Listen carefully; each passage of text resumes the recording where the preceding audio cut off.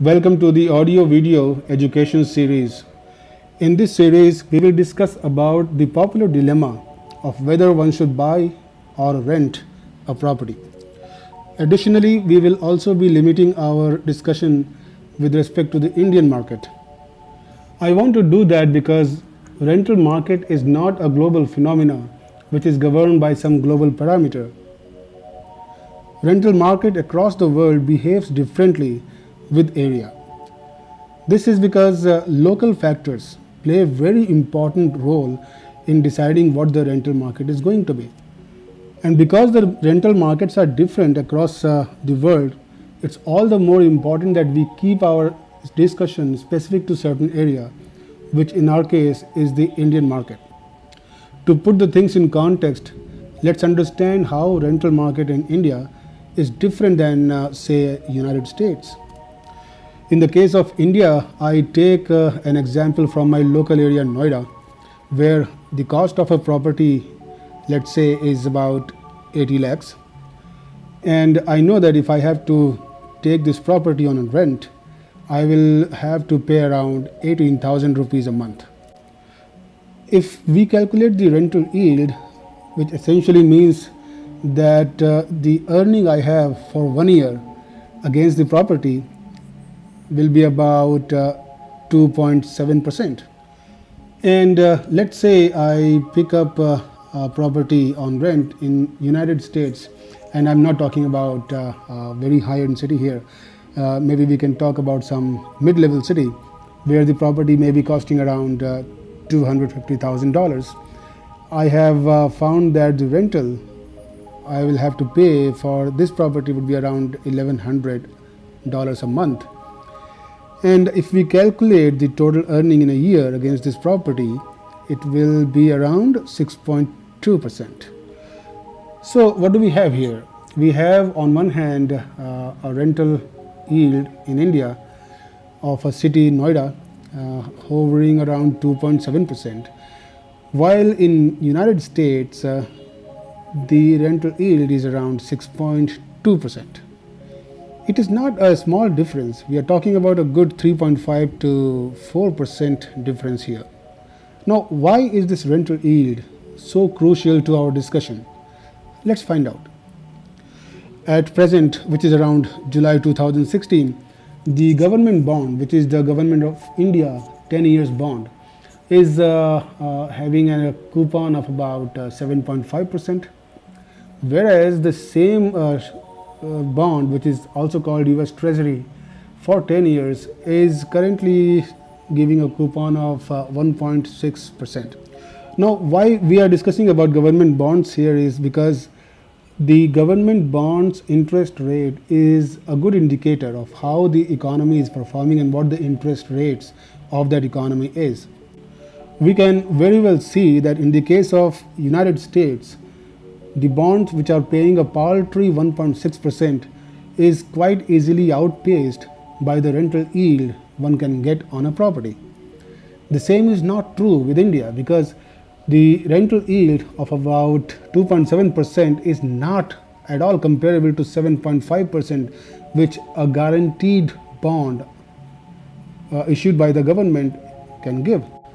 So essentially what it tells you is that in India, you are better off investing in bond and receiving a guaranteed interest of 7.5% instead of going for a rental yield, which stands nowhere close to it. To put things in context, if you have 80 lakhs and you invested in property to earn rental, you will be earning 2,16,000 in 1 year, which essentially means you will be earning 18,000 rupees a month. On the other hand, if you invested this 80 lakhs into a bond, you will be earning about 6 lakhs rupees a year, which is 50,000 a month. It's obvious, investing in property to earn rent in India is not a good idea.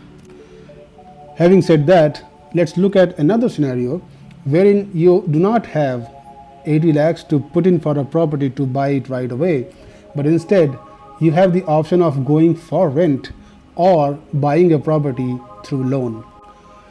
Let's look at this scenario and find out whether it makes sense. To buy property on loan which costs you around 80 lakhs rupees, you will need to put down means you will have to actually give a check of 12 lakhs rupees to the developer before you can go to the bank and apply for loan. So let's say you do that, you will have to apply for a loan amount of 80 lakhs minus 12 lakhs, which is 68 lakhs.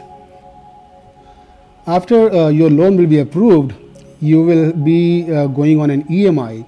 So let's assume that this EMI is for 15 years, and also assume that the loan that you got was at 10% per annum. You will see that your estimated monthly installment for buying a property would be about 73,000 rupees. On the other hand, if you were to go on rent, simple rent, you will have to pay a rent of 18,000 rupees, as we have seen already. But also a difference here is that you will now not have to pay any down payment, which means that the 12 lakhs rupees you will have to shell out to buy a property on loan. In case of rent, you will actually not be doing that. So let's see what we have here. In case of rent, you have not bought any property, therefore your asset is zero, and so is liability because you did not pick up any loan. But the rental payout every month is your cash outflow, which in this case would be about 18,000 rupees. On the other hand, in case you bought the property, your asset becomes the property itself, which is worth 80 lakhs. Now remember that you also picked up a loan against your asset that becomes your liability, which in this case is about 68 lakhs. Now to pay off the liability, you have picked up a rental, a monthly EMI of 73,000. That becomes your cash outflow per month. So in nutshell, what we have is that in case of rent, you saved the cash outflow of about 55,000, which is 73,000 EMI minus 18,000 rental that you would have paid. And also remember that 12 lakhs that you paid as a down payment for your house is also sitting with you as cash. So when you go on rent, you have these two cash flows saved, which you can easily invest and generate 15% plus return. So for example, if you go for equity investment, you can easily get 15% return in long run. On the other hand, if you had bought the property, you can probably assume that your property is going to be growing at about 10%. Now why we say that is because if you look at the property appreciation index, which is published by National Housing Bank, Residex, you see that the property has in last 10 years appreciated between 7 to 12%. So I think in this case, it's a good assumption that your property grows at about 10%. Let's see what we will have in our hands after 15 years. If you use your calculators, you can easily calculate that the value of your investment in the case of the savings that you would have if you went on rent would be around 4.6 crores, which is 46 million rupees after 15 years. The same in the case of property, which is growing at 10%, would be equivalent to about 3.3 crores, which is about rupees 33 million rupees. This is important because we do not really realize that the long-term property rates or the price appreciation of property is not exactly as much as we perceive it to be. So therefore, even if we grow at 10%, it cannot possibly catch up with the growth that you would have in case you invest the savings into a good scheme that can potentially earn you much more than the appreciation of your property.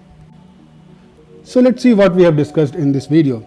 We have seen that the rental yield in India is abysmally low. It's not at all comparable to the bond rate or the interest rate that we see in the bank. We have also seen that investing in real estate for the purpose of earning rent is not a good decision. What we have also seen that because the rental yield in India is so low, it might actually be a good idea to live on rent and use the proceed of the savings because you are living on rent in investing in something else which could be more profitable than buying a property. So therefore, if you look at the typical statistics of how you can save more and you can earn more, it may be much more beneficial for you to live on rent than to buy your property. Thank you for watching this video. This is Samar Vijay. If you have any question related to this video or any questions you may otherwise want to ask me, please write to me on the email given below. Thank you so much again.